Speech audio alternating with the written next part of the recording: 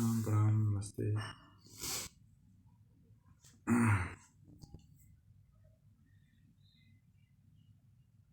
योग दर्शन के सैद्धांतिक सत्र में आज का जो विषय है वह शब्द, अर्थ और ज्ञान में संयम करने से वाणी का ज्ञान, शब्द का ज्ञान हो जाता है। यह आज विषय है विभूतिपाद के 17वें सूत्र में।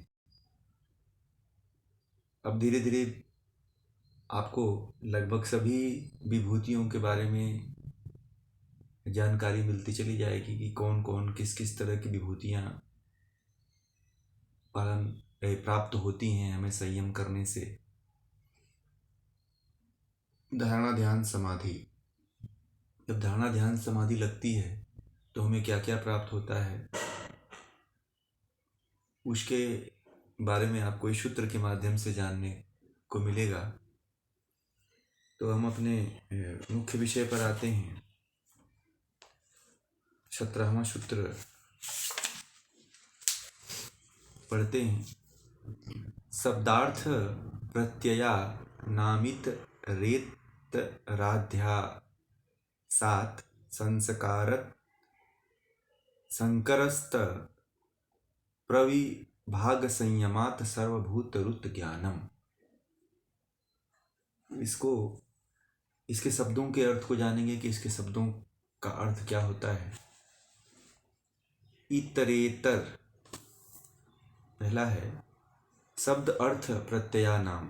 शब्द इसका जो है शब्द अर्थ प्रत्यया नाम पहला शब्द है, तो इसका जो तात्पर्य है शब्द अर्थ और ज्ञान के, शब्द अर्थ और ज्ञान के। इतरेतर अध्यसात का जो तात्पर्य है एक दूसरे में दिखाई देने से, एक दूसरे में दिखाई देने से। संकरः, ये तीनों मिले जुले प्रतीत होते हैं। ये तीनों जो क्या होते हैं, मिले जुले प्रतीत होते हैं। तत् तत् प्रविभाग संयमातः, इसमें अगला शब्द है तत् तत्प्रविभागः संयमातः, उनके सूक्ष्म विभागों में संयम करने से। सर्वभूत रुत ज्ञानम का जो तात्पर्य है सब प्राणियों के शब्दों का ज्ञान हो जाता है। तो इसका जो अर्थ बनता है कि शब्द अर्थ और ज्ञानों में परस्पर अभ्यास से, अर्थात एक के धर्मों को दूसरे में देखने से उन शब्द अर्थ ज्ञानों का परस्पर सम्मिश्रण हो जाता है, सम्मिश्रण हो जाता है। उन शब्द अर्थ और ज्ञानों के भिन्न भिन्न स्वरूपों में संयम करने से सब प्राणियों के शब्दों का ज्ञान हो जाता है। यहाँ पे थोड़ी सी समझने वाली बात यह है, ये तो इसका अर्थ रहा। एक बात यहाँ पे आ रही है कि शब्द अर्थ और ज्ञान ये तीन हैं। केवल आप शब्द पे ध्यान संयम करेंगे तो भी नहीं उसका साक्षात्कार कर पाएंगे, तो भी आप उसको तब भी उसके ऊपर संयम नहीं कर पाएंगे। शब्द अर्थ पे भी आना पड़ेगा और ज्ञान पे भी आना पड़ेगा। जो आपको जब शब्द पढ़ते हैं, अर्थ को समझते हैं कि ये इसका फला इसका अर्थ होगा, तब जाकर के हमारे बुद्धि के द्वारा हमारे आत्मा में उसका भास होता है कि ये चीज फला फला है। तो कभी कभी किसी वस्तु का या किसी प्राणी का नाम लेने से ही उसके शब्द अर्थ का ज्ञान हो जाता है। जैसे व्यास आदि ऋषियों ने कहा कि जैसे गौ है, तो जैसे ही गौ नाम लिया तो उसके शब्द से गाय का आभास हो गया और गौ से अर्थ का भी आभास हो गया कि यह गाय है जो हमें दूध देती है और तमाम चीज़ें इसके अर्थ से हमें प्राप्त हो जाती हैं। और यह गाय है ये भी हमें ज्ञात हो जाता है। तो एक ही शब्द से तीनों मिलकर के एक ही शब्द तीनों साथ संयमित हो जाते हैं, तब जाकर के हमें गाय का पूरा ज्ञान होता है। तब जाकर के हमें गाय का पूरा जो है ज्ञान हमें पता चलता है कि ये फला नाम की ये गाय है।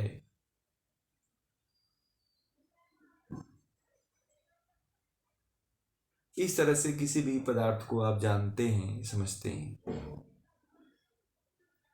अब एक बात उसमें आई, एक और बात उन्होंने कहा है कि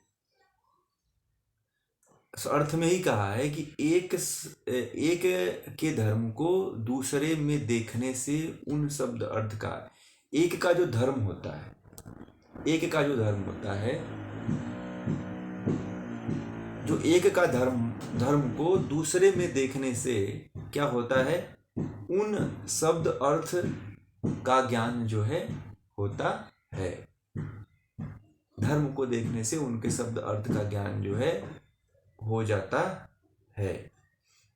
यानी कि योगी जब, जैसे मान लीजिए कि कोई साधक है, कोई योग करने वाला साधक है, जब जो है शब्द अर्थ और ज्ञान में संयम करके प्रत्येक मनुष्य के अभिप्राय को समझने का प्रयास करता है या समझ लेता भी है। जैसे कोई बात कह रहा है, जैसे मैं योग दर्शन में 17वें सूत्र की बात कह रहा हूँ, तो आप लोग पहले शब्द सुन रहे हो, फिर अर्थ को समझ रहे हो, फिर उसके बाद आपको ज्ञान हो रहा है कि हाँ ये चीज इसका ये मतलब है। तो ऐसे ही किसी प्राणी का, किसी योगी का, किसी अन्य जीव जंतु का जो भी हो, उसके शब्द को सुनकर के पहले दूसरी बार उसके अर्थ को सुनते हैं, समझते हैं, और तब जाकर के हमारी चेतना में उसका आभास होता है कि ये चीज यहाँ है। जब चेतना में कोई भी ज्ञान जब चेतना स्तर पे पहुंचता है, यानी कि चेतन चीज एक ही है, जीवात्मा। साउंड ऑफ कर लीजिए, किन्हीं का चल रहा है तो माइक बंद कर लें। तो जब चेतना के पास जब शब्द पहुंचता है, तब प्राणी चाहे योगी चाहे मनुष्य उसका आभास करता है कि इसका तात्पर्य ये है। बहुत कम ऐसे लोग होते हैं जो शब्दों को अपने चेतना के स्तर पे लेके चले जाते हैं। जैसे बहुत लोग होते हैं, बहुत सी बातें सुनते तो हैं, परंतु उन बातों पे गौर नहीं करते हैं, ध्यान नहीं देते हैं, इसलिए वो बात सुनाई देती है, केवल चेतना के स्तर पे नहीं पहुंच पाती है, क्योंकि उसकी गहराई में व्यक्ति नहीं पहुंच पाता है। केवल शब्द को सुनता है, अर्थ को नहीं समझने के कारण जो है, और उसका ज्ञान न कर पाने के कारण जो है, उस व्यक्ति और उस प्राणी से वो परिचित नहीं हो पाता है। हमारे आसपास बहुत से ऐसे कार्य होते हैं जिसके प्रति हम ध्यान नहीं देते हैं, और वो कार्य हो भी जाते हैं।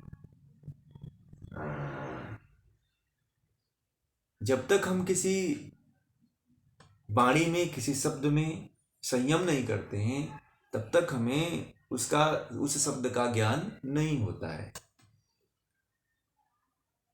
जैसे कि मान ले किसी पशु पक्षी की ध्वनि में संयम करके उनके भावों को जान जाता है। कोई भी व्यक्ति, पशु पक्षी की अगर कोई ध्वनि है तो उसको सुनकर के कोई भी व्यक्ति उनके भावों को समझ जाता है कि ये भूखी हैं, कि पानी मांग रही हैं, कि उड़ना चाहती है, कि कुछ और फला फला जो चीज़ें हैं। तो किसी भी, जैसे गाय है, तो गाय के बोलती है तो उसके शब्दों को आप समझ सकते हैं। जब कोई पशु पाला हो, कोई कुत्ता पाला हो, कोई बिल्ली पाला हो, इस समय कुत्ता बिल्ली पाले होंगे लोग, तो उनके भावों को जब क्या होता है, तो जैसे जैसे ही कुत्ते के पास लोग जाते हैं तो पूंछ हिलाने लगता है, मुंह ऐसे चाटने लगता है, बार बार ऐसे करने लगता है। तो जो पालने वाला रहता है वो ये समझ लेता है कि या तो ये भूखा है, या तो कुछ बता रहा है, या फिर जोर जोर से वो जा करके भोजन की तरफ दौड़। जो घर में पालने वाले कुत्ते हैं वो भोजन, जहाँ पे किचन है, जहाँ पे भोजन उसका रखा हुआ है, वहाँ जा करके वो भोगता रहता है, तो दिखाता रहता है वो चीज़ को। तब जो है वो शब्द के माध्यम से वो समझ जाता है कि इसको भूख लगी है।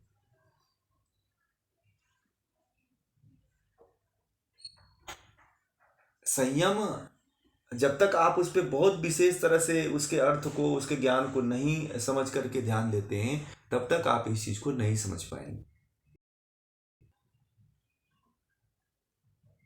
अब इसमें एक और शब्द आया है कि जो संकरः, संकरः जो शब्द है, संकरः का तात्पर्य यहाँ पे लिखा है मिले जुले प्रतीत होते हैं। शब्द अर्थ ज्ञान, जब हम इन पे संयम करते हैं शब्द अर्थ ज्ञान पे, तो तीनों मिले जुले हुए प्रतीत होते हैं। संकरः का तात्पर्य यहाँ पे ऐसा देखिए, समझिए।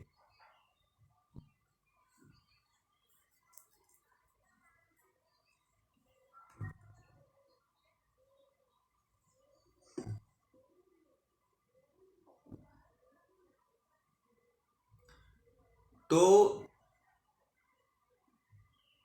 संकरः का तात्पर्य यह है कि जब हम संयम करते हैं शब्द अर्थ ज्ञान में, तो तीनों मिले जुले से प्रतीत होते हैं। ऐसा नहीं है कि केवल आप शब्द सुन करके केवल शब्द पे संयम करके आप किसी जीव प्राणी के वाणी का ज्ञान कर सकते हो, नहीं हो सकता है। केवल आप अर्थ पे भी अगर आप संयम करो तो भी नहीं होगा। संयम का तात्पर्य धारणा ध्यान समाधि।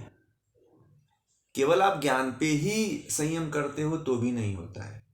यहाँ पे महर्षि पतंजलि कहते हैं संकरः, ये तीनों मिले जुले से प्रतीत होते हैं अगर आप संयम करते हैं तो। जैसे गौ, तो गौ का नाम लेते ही, उसके वाणी को सुनते ही ऐसा प्रतीत होने लगता है कि गाय है, गाय दूध देती है, इसके दूध में A2 नामक प्रोटीन पाया जाता है, यह कैंसर रोधी होता है, यह जीवाणु रोधी होता है, बलशाली होता है इसका दूध, बुद्धिवर्धक होता है, ऊर्जावान होता है। तमाम चीज़ें मन में ऐसे ही आने लगती हैं, ऐसे ही विचार उसके प्रति आने लगता है। एक हिंदू धर्म में बहुत ही इसको पवित्र और स्वर्ग से प्राप्त एक ऐसा जीव माना गया है जो सुखदायी होता है, जो सौभाग्यशाली होता है। ये तमाम चित्र उभर करके सामने गौ का नाम लेते ही आ जाता है। तीनों अर्थ मिल जाते हैं यहाँ करके। शब्द भी मिल जाता है, अर्थ भी मिल जाता है, और ज्ञान भी हमें हो जाता है। कहते हैं कि संकर हो जाता है जो शब्द अर्थ है। जो महर्षि पतंजलि ने कहा है कि शब्द अर्थ का जो ज्ञान है, जो उसके धर्म हैं, वो मिले जुले से प्रतीत होते हैं। एक दूसरे में दिखाई देने से तीनों मिले जुले होते हैं। एक दूसरे में दिखाई, शब्द अर्थ में दिखाई देता है, अर्थ शब्द में दिखाई देता है, शब्द ज्ञान में दिखाई देता है। ऐसे मिले जुले से प्रतीत होकर के हमें दिखाई देते हैं। फिर जो है तत् प्रविभाग संयमातः, अगला जो शब्द, उनके सूक्ष्म विभागों में संयम करने से फिर हम उसके गहराइयों में चले जाते हैं। तीनों के उसके और गहराइयों में उतरते हैं, तो सूक्ष्म से सूक्ष्म जो ज्ञान होता है उसके विषय में, गाय के बारे में, वह हमें होने लगता है कि गौ आदि पशु है। इसके रीढ़ की हड्डी में सूर्य का प्रकाश प्रवाहित होता है। सूर्य को ऑब्जर्व करने की इसके अंदर बहुत बड़ी क्षमता है। दुनिया में कोई ऐसा प्राणी नहीं है जो गाय की तरह सूर्य के प्रकाश को ऑब्जर्व करता हो। गाय के सातों रेज को अगर कोई अपने अंदर ग्रहण करता है तो वो पशु गाय है, और उसी के अंदर मात्र ईश्वर ने ऐसी क्षमता दिया हुआ है। तो ये सूक्ष्मता तीनों के जब मिलजुल करके जब गहराई में उतरते हैं, धारणा ध्यान करते हैं, तब जाकर के योगी को यह प्रतीत होने लगता है। और उसके बाद कहते हैं महर्षि पतंजलि ये कहते हैं सर्वभूत रुत ज्ञानम।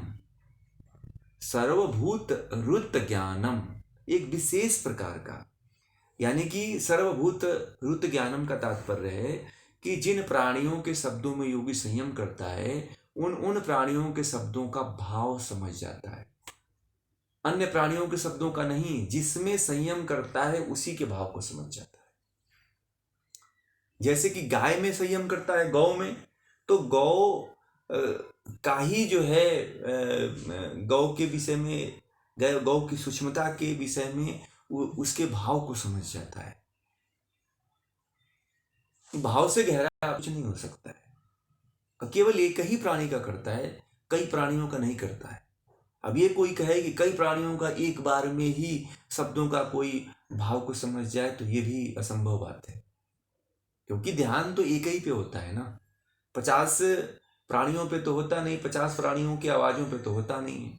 ऐसा तो है नहीं, कभी कुत्ता की आवाज़ पे कर ले, कभी बिल्ली की आवाज़ पे कर ले, कभी बकरी की आवाज़ पे कर ले, कभी भैंस की आवाज़ पे कर ले, ऐसा तो होता नहीं। किसी भी एक ही प्राणी की आवाज़ पे आपको, शब्दों पे आपको संयम करना पड़ेगा, तभी उसका ज्ञान आपको हो पाएगा, अन्यथा नहीं हो।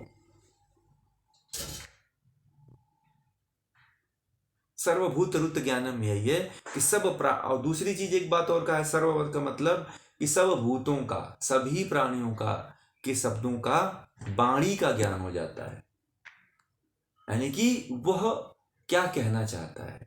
दूसरी परिप्रेक्ष्य में ये भी कहा जाता है, बहुत से योग के व्याख्याकारों ने अपनी व्याख्याओं में लिखा हुआ है, मैं आप लोगों को ये बताऊंगा जरूर, क्योंकि नहीं बताऊंगा तो आप लोग सस्पेंस में रहेंगे, संदेह में रहेंगे कि हमें तो कुछ अलग ही ज्ञान दे दिए। तो ये बताना जरूरी है कि कुछ ऐसे ऐसे व्याख्याकार इन्होंने योग सूत्र के ऊपर अपना व्याख्या किया हुआ है, भाष्य लिखा हुआ है, इसमें वो ये कहते हैं कि जब शब्द अर्थ पे ज्ञान कोई योगी कर लेता है तो वह जो है किसी भी प्राणी के वाणी को समझ लेता है, वाणी को जान जाता है, वाणी के अभाव को समझ लेता है। जो कोई गूंगा, कोई चिड़िया है तो उसके भी बात को समझ जाता है। ऐसा होता नहीं है, मैं इसके बारे में बताऊंगा कि क्यों नहीं होता है। कि जैसे मान लीजिए कि पशु पक्षी है, वो क्या बोल रहा है उसको ये भी नहीं पता है, और वो जो बोल रहा है वो क्या वही बोल रहा है जो आप समझना चाहते हो, उसको भी नहीं पता है ये चीज़। तो इसीलिए संभव असंभव सी बातें लगती हैं। ये जो लोग कहते हैं कि सभी प्राणियों के वाणी का ज्ञान हो जाता है, तो थोड़ा संभव कोटि सा लगता है बात, परंतु फिर भी मैं आपको बता देता हूं कि ये इसमें ऐसा कहा गया है कि शायद ये अभी परीक्षा का विषय है, खोज का विषय है, अनुसंधान का विषय है, अध्यात्म का विषय है, गहराइयों का विषय है, कि जिसमें जो है शब्द अर्थ का ज्ञान अगर किसी मतलब किसी प्राणी के शब्द अर्थों का ज्ञान किया जाए, शब्द अर्थों पे संयम किया जाए, तो उसके वाणी का ज्ञान हो जाता है। रामायण में ऐसा वर्णन मिलता है कि भगवान राम जो है जब वन गमन में जाते हैं, सीता का जब हरण हो जाता है, तो एक तुलसीदास के रामचरितमानस में एक श्लोक आता है, हे खग हे मृग मधुकर श्रेणी तुम देखी सीता मृग नहीं। तो शायद वो पक्षियों से पूछते हैं कि कभी किसी स्त्री को देखे हो क्या, मतलब ऐसे इस रास्ते से जाते हुए। तो वहां पक्षियों से शायद इतनी उच्च कोटि की साधना शायद भगवान राम की रही होगी कि वो पूछते हैं, वो साधना शायद इस जो बात महर्षि पतंजलि कह रहे हैं कि सभी प्राणियों के जो है वाणी का ज्ञान हो जाता है उसको कि क्या बोल रहा है। तो भगवान राम शायद उन पक्षियों की वाणी को समझते थे, इसीलिए उन पक्षियों से पूछते हैं कि क्या कभी देखते हैं क्या। और शायद मुझे लगता है कि ये अगर बात ये इस सूत्र को समझना है तो भगवान राम के जो वनवास का काल है, जब जैसे ही रावण का सीता का हरण करके रावण लेके लंका में जाता है, जब भगवान राम की खोज चलती है, तो वहां पे इस सिद्धि को आप समझ सकते हैं। इस सिद्धि को अगर जानना है शब्द अर्थ ज्ञान का, तो भगवान राम से ये चीज समझ सकते हैं। भगवान राम भटकते हैं, रोते हुए भटकते हैं दोनों भाई, और पूछते रहते हैं। वहां पे जंगल में तो कोई आदमी मिलता नहीं, और भगवान देखिए भगवान राम के वनवास काल में जो है पक्षी और पशु पक्षी ही उनके सहायता के लिए आते हैं। जंगल के जो जीव जंतु हैं वही सहायता करते हैं उनको। शायद मुझे लगता है कि भगवान राम जो है इस सिद्धि से वो परिचित थे, इस सिद्धि को वो सिद्ध किए हुए थे। इसलिए वो जो है वह जब वनवास में जाते हैं तो उनको उन इस हे खग हे मृग मधुकर श्रेणी, यानी कि तुमने क्या कभी मेरी मतलब सीता को देखा है क्या। तो शायद ऐसे बहुत से पक्षी जो हैं उनको ऐसा अनुभूत बताते हैं, संकेत देते हैं शब्दों के द्वारा, वाणी के द्वारा। फिर जटायु से ही उनके अंत में मुलाकात होती है, जो जटायु भी एक पक्षी थे। तो भगवान राम को वो बताते हैं कि आप इधर जाओ, इस तरफ जाओ, आपको किष्किंधा पर्वत के तरफ जो है आपको हनुमान और सुग्रीव के मंत्री हनुमान मिलेंगे। तो भाई कोई पक्षी जो है कैसे बोल देगा भगवान राम को, और भगवान राम उसकी वाणी को सुन करके और चले जाएंगे, ये समझने वाली बात है। आप लोग रामचरितमानस बहुत पढ़े होंगे, कथा सुने होंगे, परंतु इस बात पे आप लोग कभी ध्यान नहीं दिए होंगे कि क्या वो जटायु तो पक्षी थे और रावण से लड़े भी वो। जब सीता का हरण करते हुए रावण ले जा रहा था तो जटायु आदि पक्षी लड़े भी थे, और कहा जाता है कि जटायु के पंख भी रावण ने काट दिए थे तलवार से, और उसका पंख कटा हुआ पंख लेके गिर भी गया था। तो शायद पक्षियों में और मनुष्यों में काफी ये बात, भावनाओं को समझने का ज्ञान था। एक दूसरे के, उस समय के जो योगी हुआ करते थे, लोग हुआ करते थे, समझते थे। ये आम बातें थी। मुझे लगता है कि ये सिद्धियां जो है आम बातें थी। आजकल के समय में इन सिद्धियों का कोई, मुझे लगता है कि कहीं कोई वर्चस्व नहीं है, परंतु भगवान राम के काल में था। अगर इस सिद्धि को समझना है, इस सिद्धि को जानना है, तो भगवान राम के वनवास काल को देखिए।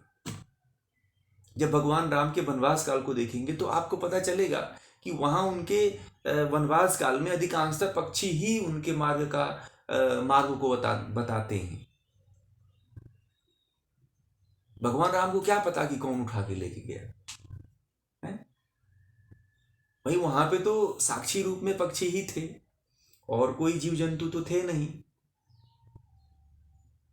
इसलिए भगवान राम जो है उन पक्षियों से ही पूछते हैं। तो मुझे लगता है कि ये सिद्धि उस समय भी थी और ये सिद्धि सत्य थी, मुझे लगता है।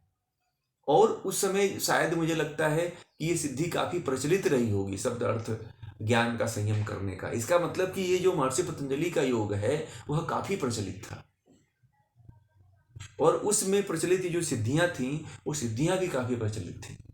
कि जैसे राम जैसे, लक्ष्मण जैसे लोग जो है, भगवान और इष्ट कोटि के लोग जो है, पक्षियों के भावों को समझ जाते थे और पक्षियों से बात करते थे।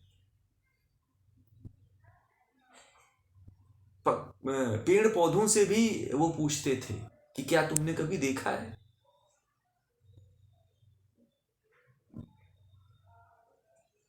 खग मृग मधुकर, यानी कि इन पक्षियों से पूछते हैं। खग मृग मधुकर श्रेणी, तुम देखी सीता मृग नयनी,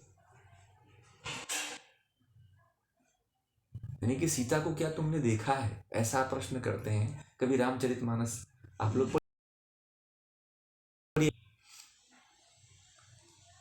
तो ये सिद्धि वास्तव में एक तरफ से इस बात को चरितार्थ भी करती है कि आप भी अगर इस सिद्धि में ध्यान ध्यान समाधि करते हैं तो आप भी पक्षियों के वाणी को क्या कर सकते हैं, वाणी का ज्ञान आपको हो सकता है। और जटायु की वाणी का ज्ञान भगवान राम बहुत ही अच्छी तरह से कर लिए, समझ लिए, और उनसे बात भी किए, उनका अंतिम संस्कार भी किए, और अंतिम संस्कार करके भगवान राम आगे की तरफ पदार्पण भी कर गए, आगे की तरफ बढ़ भी गए। तो इसका मतलब ये है कि ये जो है, ये जो सिद्धि है वो सत्य है। अगर एक तरह से देखा जाए तो भगवान राम के वनवास काल में, अरण्य कांड में देखा जाए तो उससे ये सिद्ध होता है कि ये बात सत्य है। ये सिद्धि जो है परीक्षा कोटि में नहीं है, ना ही विकल्प कोटि में है। मुझे लगता है कि ये बात सत्य है कि पक्षियों के भावों का ज्ञान हो जाता था। पक्षियों के बातों को, भावों को समझ करके भगवान राम जो है सीता की खोज किए थे। कितना बड़ा विज्ञान रहा होगा, कितने बड़े योगी लोग रहे होंगे, कितने उस समय योग की कितनी पराकाष्ठा रही। इन उदाहरणों से आप समझ सकते हैं। अब जैसे जैसे कोई जैसे कोई सर्प है, आपने देखा होगा, जैसे कोई सर्प है अगर किसी चिड़िया के घोंसले में चला गया, अन्य प्राणियों के घोंसले में जाता है, तो वो जीव जंतु जो है एक अद्भुत आवाज करते हैं। पहले सामान्य आवाज से अलग आवाज करते रहते हैं वो, और चिल्लाते हैं खूब जोर से। एक साथ मिलकर के सारे पक्षी एक साथ चिल्लाने लगते हैं, चू चू चू चू चू चू, तेजी के साथ। तो इससे जो उनके शब्दों को सुनकर के जो योगी होता है, वह उनके विशेषताओं को समझ जाता है कि कुछ ना कुछ हो रहा है या होने वाला है इन पक्षियों के साथ, या ये कुछ कह रहे हैं। और वह इस आवाज से उसको एक विशेष ज्ञान की प्राप्ति होती है। इतनी अति सूक्ष्मता से योगी को यह अधिक व्यापक और सूक्ष्म रूप से इसको समझ लेता, अधिक व्यापक हो करके इसकी सूक्ष्मता को, इसकी गहराई को योगी समझ लेता है। और एक तरह से ये भी एक सर्वभूत ज्ञान है, एक तरह से विशेष ज्ञान है। सर्वभूत रुत ज्ञान जो कहा है इसमें, वह ज्ञान है। वो मात्र योगी ही समझ सकता है कि यहाँ पे कोई पक्षी कोई इस तरह की बात कह रहा है, जब क्योंकि वही उसमें संयम करता है, बाकी अन्य कोई संयम नहीं कर पाते हैं। अब मैं जी इतने देर से 11 बजे से लेकर के 11:26 तक जितने भी शब्दों का प्रयोग किया, उन शब्दों में बहुत से कम शब्द हैं जो लोगों के चेतना स्तर पे पहुंचे होंगे। बहुत से ऐसे कम शब्द हैं जो जिन शब्दों को आप लोगों में जो है उसकी गहराई को अपने धरातल पे उतारा होगा, या बहुत ज्यादा लोग हैं जो इस चीज को समझ भी गए होंगे। तो संयम का फल जो है, संयम आप किसी भी शब्द पे करेंगे, किसी भी उसके वाणी पे शब्द पे करेंगे, अर्थ पे करेंगे, ज्ञान पे करेंगे, तो आप किसी भी प्राणी के शब्दों का ज्ञान, वाणी का ज्ञान आप कर लेंगे कि ये क्या कहना चाहता है। जैसे मूक बधिर हैं, तो मूक बधिर लोग जो होते हैं उनका भी एक विशेष भाषा है, एक विशेष लैंग्वेज है। वो लोग भी एक प्रतीक के माध्यम से अपनी भाषा को, या आवाज के माध्यम से, या इस माध्यम से सांकेतिक रूप से बना रखा है, जिससे वो रास्ते पे भी चल लेते हैं, मोबाइल भी चला लेते हैं, टाइप भी बहुत अच्छी तरह से करते हैं और बोलते भी हैं, है ना। तो ये सब देखने को मिलता है। तो एक विशेष तरह का जो संयम करने से ही मिलता है। परंतु ये जो आजकल के मूक बधिरों का जो संयम है और ये जो संयम है, वह दोनों में अंतर है। यह एक आध्यात्म का एक ऊंचा स्तर है इसमें, क्योंकि धारणा ध्यान समाधि की जाती है। परंतु आजकल के जो वैज्ञानिक संयम करते हैं, जो केवल किसी पदार्थ के बारे में वो जान लेते हैं, तो उसमें केवल परिवर्तन को देख करके वो जानते हैं। उसमें जो क्षणिक परिवर्तन होता है, उन क्षणिक परिवर्तनों को देख करके ही उसके विशेषता और गुण धर्म को लिख देते हैं और बता पाते हैं। उसके आंतरिकता का, शब्द अर्थ का ज्ञान उनको, उनकी सूक्ष्मता का ज्ञान उनको नहीं हो पाता। जैसे भगवान राम को उसकी सूक्ष्मता का अनुभव था, गहराइयों का अनुभव था, और उन्होंने उस गहराई को जान करके सीता के बारे में जानकारी प्राप्त कर लिया कि किस रास्ते से कैसे कैसे गई हैं, वैसे वैसे राम जो है अपने रास्ते पे पहुंचते चले जाते हैं। तो ये तो एक विशेष ज्ञान होगा। धारणा ध्यान संयम जो करेगा, जब जो संयम नहीं करेगा, वो विशेष ज्ञान तो नहीं प्राप्त कर पाएगा, किसी के वाणी को तो नहीं समझ पाएगा। किसी के वाणी को समझना है तो विशेष धारणा ध्यान समाधि करना पड़ेगा। आजकल के वैज्ञानिक धारणा ध्यान समाधि नहीं करते हैं, वो केवल परिवर्तन को देख करके वो हजारों साल लगा देते हैं, कई साल लगा देते हैं, कई महीने लगा देते हैं, और उसमें केवल परिवर्तन को देखते हैं कि क्या परिवर्तन हो रहा है, या वह परिवर्तन कराने की कोशिश करता है। वैज्ञानिक जो होता है वह किसी चीज को देखना चाहता है, समझना चाहता है, तो जब परिवर्तन उसमें नहीं दिखता है तो वह परिवर्तन करवाता है, और वह परिवर्तन कराने के बाद उसमें देखता है कि क्या इससे और होने वाला है आगे। तो जैसे ही उसको वह दूसरा परिवर्तन करता है, उसमें वह परिवर्तन करता है, उसमें कुछ विस्फोट होता है, विस्फोट से कुछ मानव जीवन के लिए उपयोगी कुछ चीजें निकल जाती हैं, बाकी आंतरिक धरातल पे, उसके आंतरिक गहराइयों पे नहीं पहुंच पाता है, क्योंकि उसको धारणा ध्यान समाधि का तात्पर्य नहीं मालूम है, वो इस चीज को नहीं समझता है। और बहुत से ऐसे जो हैं, जो वैज्ञानिक है, जो साइंटिस्ट हैं, इसको मानते भी नहीं है, इस चीज को समझते भी नहीं है।